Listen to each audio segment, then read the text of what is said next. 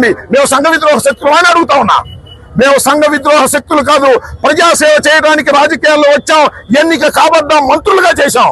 మా మీద కేసులు పెట్టి మమ్మల్ని అణచాలని ప్రయత్నం చేసే లోకేష్ కి, చంద్రబాబుకి బుద్ధి చెప్పి తీరుతాం రాబోయే కాలంలో మనం చేస్తున్నా. ఎంతసేపు పట్టిద్దండి?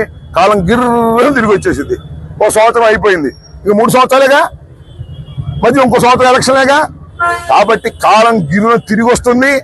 ఇవాళ చంద్రబాబు నాయుడు గారు కూటమి ప్రభుత్వం చేస్తున్నటువంటి ఒక అన్యాయమైనటువంటి పరిపాలన, ఇది పోలీసు పరిపాలన, ఇది మిలిటరీ పరిపాలన లాగా ఉంది తప్ప మరొకటి కాదు.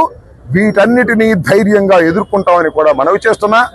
రెంటపాళ్ళ జగన్మోహన్ రెడ్డి గారు వస్తే ఇన్ని 100 మంది మీద కేసు పెడతారని నాకు అర్థం కాలేదు. రెడీగా ఉన్నాం మేము, ప్రతి వాయిదాకు వస్తాం. సత్యనపల్లి మీ అందరికీ అండగా ఉంటాం. 103 పెట్టారు, 113 మందిని పెట్టారు, ఇంకా కొంతమందిని కూడా పెడతారు. ఇప్పుడు 7 పెట్టారు, ఇంకా కొంతమందిని పెడతారు. భార్గవ్ దీనిలో ఉన్నాడు, అప్పిరెడ్డి దీనిలో ఉన్నాడు, మేడం గారు దీనిలో ఉన్నారు. అందరు బోల్డ్ మంది నాయకులందరినీ దీనిలో పెట్టారు. రోజు వాయిదాకి వస్తాం, మిమ్మల్ని అందరినీ కలుసుకుంటాం, మీకు ధైర్యం చెబుతాం. మీరు మాకు ధైర్యం, మేము మీకు ధైర్యం. కలిసికట్టుగా ముందుకు వెళదాం. ఈ దుష్ట పరిపాలన అంతం చేసేందుకు ఇవాళ నుంచి సమిష్టిగా కృషి చేద్దామని ఈ సందర్భంగా నేను చెప్పదలుచుకున్నాను.